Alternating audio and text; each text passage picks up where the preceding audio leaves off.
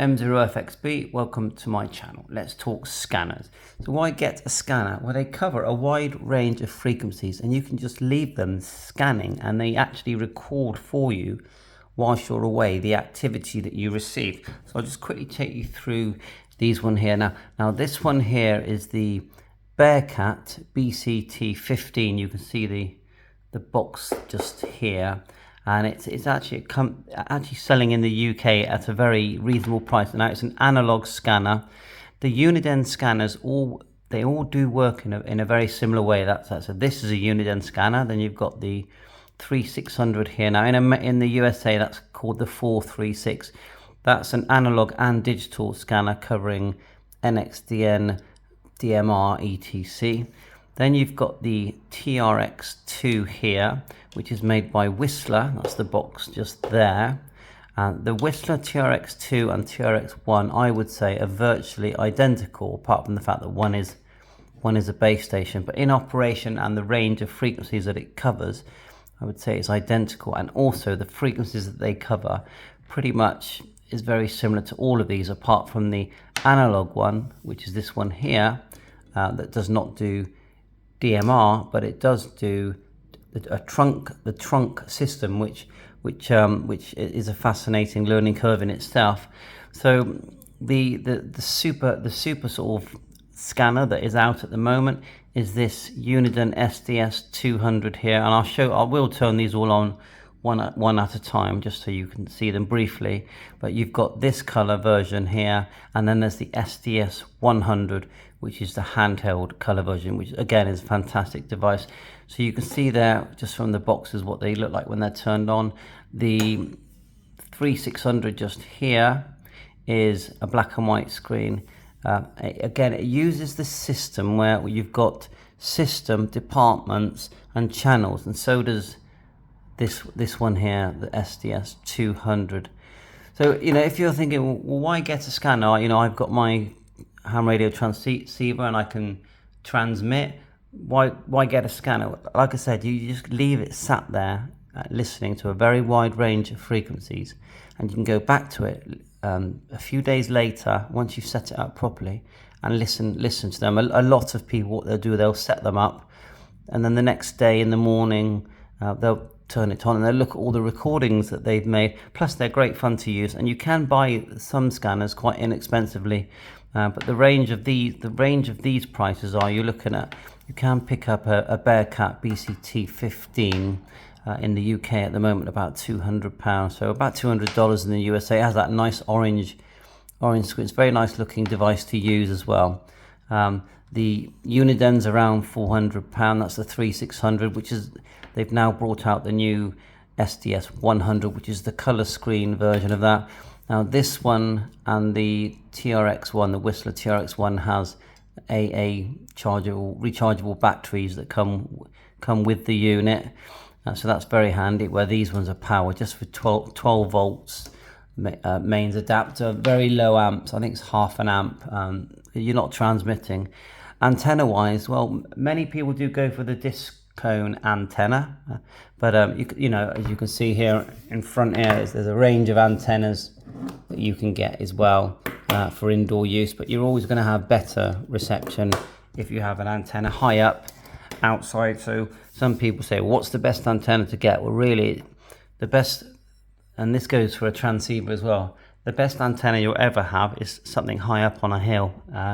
It's not really about the antenna, although certain antennas do have gain and perform better, but overall it's about your location, really, line of sight and location, and the type of band you're trying to receive, because all of these are mainly VHF, UHF. They're not HF bands, which is more reliant on the ionosphere and a different kind of wave altogether. So I thought I'd just show you these. I'll zoom in on all of them one at a time, do a close-up, and then we'll take it from there. Okay, got a few of them turned on now. So if you look at the Uniden BCT15, it's got that nice bright orange display. You've got a keypad, and each button is a band that you can search. It's in custom search now, as you press the buttons, you either select or deselect the bands as they scan. Turn your squelch up and it will start to scan through. You can see I've renamed these bands and it's going through at the moment 30 megahertz. You can just type in a frequency if you want, but I find that searching is more fun because when it stops then you can set it to record. But see the numbers here, 1 to 9, each one can be deselected. So if I deselect number 1, then it won't search the band that I've allocated to number 1. So you can deselect several, and eventually you'll just be scanning the one that you'd prefer. And of course you can name these bands as well. The 36100 is using the newer system that that Uniden adopted, where you have system, departments and channels.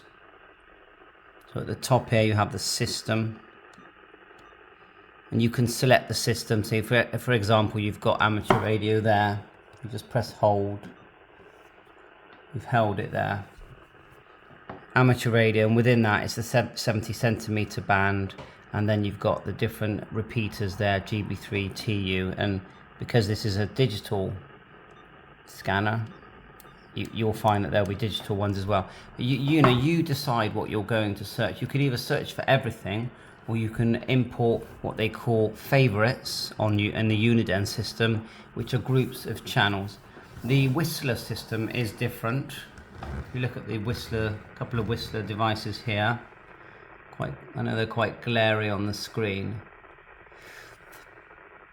And the keypads are virtually identical, look.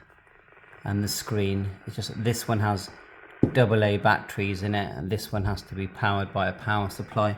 Otherwise they cover the same bands. They're digital. They've got a very good reputation in the UK. All of these units are programmable via different software programs. Many of them are free, but some of them you have to pay for extra features.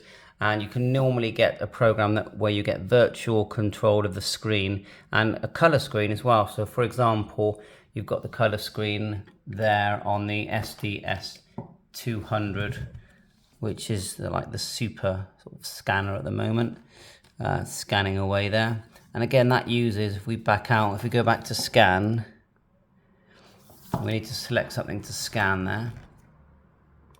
The way you do it is go menu here, set scan selection. Now all these things, you can bring in the nationwide system if you're in USA and Canada, but in the UK we have to bring in what we call favorites. But select list to monitor, and I've selected all these lists here, or imported them using software.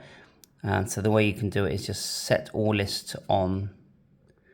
If we set them all off first, then I can go in, select list to monitor, I can choose one that I like. And so I tend to just go for my quick save favorites, which are here somewhere. So my list is so long, there it is there. I can turn that one on, then I go back to scanning, pressing the scan button here, and it loads that one up. So the more it loads up, the longer it's going to take to scan. So there's my quick save, and then if you turn the volume up, don't want the squelch too low, and it should scan there. So if I press hold, then you can go through your different memories. You can even assign LED lights to that as well. I tend to listen on all the ham stuff, to be honest. But there's HubNet, my node there as well. And it's a lovely screen. If you look at the SDS 100, that's the same. That's HubNet. And it will pick up my DMR hotspot as well. You can manually dial. If you press hold, which is this button here, then you can manually dial. So we go 431.550. Enter. There's the enter button there, or you can press the function here. And then it gives you the option to save it. You go yes. And then you can actually name it, and it knows if you've got another one there, and it will tell you. And then I can edit the name if I want. And then when you back out, it'll be in your quick save favorites, or it'll just keep it on the screen. So if we have any activity on my hotspot, which I've just turned on, it will pick up and it will auto select the mode, because if we press function here, it says mode here, and when as we scroll through that, we just select auto is the best one. You've got to be quite quick with it. Copy, sir. There you go. Zulu Sierra 6 Bravo Mike Lima. That's my hotspot. India, Tango India returning. And of course, you know, the thing about scanners is that they all pick up so many different bands. It's not just amateur radio, it's marine band, military band, air band, you know, just everything you can think of, shot watch.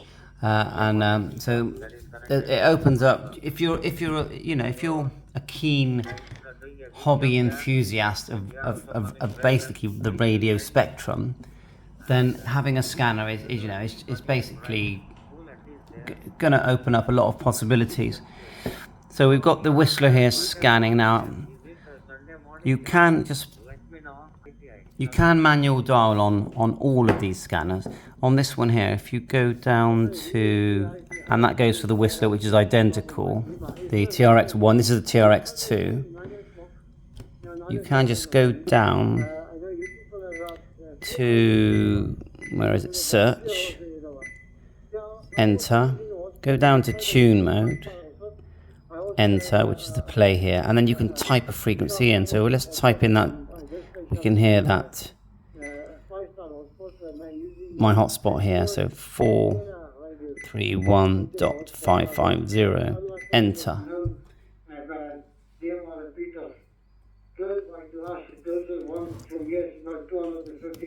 And that's coming from the Whistler now. Let's turn down this one. Turn this one up.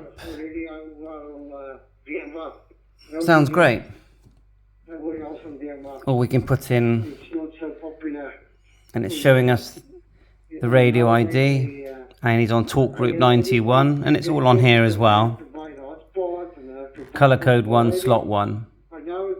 And that's just a search. So if you just want to get a scanner and type in a frequency and then you can save it, you can do that. Or if you go menu, go down to, let's have a look now. Now let's go back and just hit scan, then it will scan everything you've put in it. Or you can go into individual scan lists and scan individual scan lists, and you can even go into those lists and you know, fine tune what you're going to scan, and so much more. Remember, these record, you can set them to record. vScanner is basically a folder full of frequencies. Again, you can have color screen if you want on them as well. I'll just show you that the handheld is, it's basically the same look. You can go down, and you've got a battery in this one as well. Batteries in here. If you never have to take out, you've got your USB connection there. Let's see if we can find tune mode here. So tune mode. Go down to, there is that tune mode, and then again, there's the frequency there. Just turn it up, and if someone talks, you'll hear it. There you go. Zulu Sierra 6 Bravo Mike Lima. Victor Uniform 3 India. Tango India clear. Bye-bye, sir. Namaste. There you go. So we're having fun with our scanners. You can see how it's good fun. Now you're not going to pick it up on the. You're not going to pick this up on the Bearcat. These are around £200. They don't pick up DMR, but they pick up, you know, pretty much everything else. And people say, well, there's nothing to listen to. No, there's lots to listen to, especially if you're near the coast like I am, and you've got aeroplanes flying over you every few minutes. There's lots to listen to. You just need to learn. You do need to learn how to use these. But if you just want the basics of just typing in the frequency, you can do that. I'm sure we'll pick up that. Here's my node here. You should be alright. Just picked up on a search. It's normally middle of the road. Our experience is that in Germany they tend to be really quite good. I mean, I've not quite had the S-Class Mercedes yet, but I have had Audis and BMWs. You know, hundreds of miles on them when I was just expecting a Ford Focus or similar. Actually, the hire car industry is probably the most prolific abusers of the phrase "or similar," isn't it? You always put one thing or similar and then get something which is stretching the credence. Okay, well, I thought I'd show you. You know, it's like you can buy a scanner these days under £100. The one that many go for is actually the sort of handheld version of this, which is the Uniden 125. It doesn't do digital, but you can pick them up around secondhand, around £100, and then you'll learn the basics of how a scanner works. You've got a function called close call with the Uniden system. What close call does is it will pick up someone. If you go menu here, we've got close call turned on already. See, that's flashing. It picks up a strong signal. So if someone's walking past your house and or an aeroplane flies over, you know, or a van goes by, a truck, and they're transmitting, it will quickly pick it up for you, and you just select that feature in the menu. There are shortcuts, but I'll just show it in the main menu. Go down, there's menu there, go down to close call. There it is there. Close call, press, and then you choose which close call you want, and the one that is going to priority is the one that you want. Set close call mode, and if we go priority like so, and then back out, then if a strong signal was received, if I go to a different scan altogether, it's scanning now.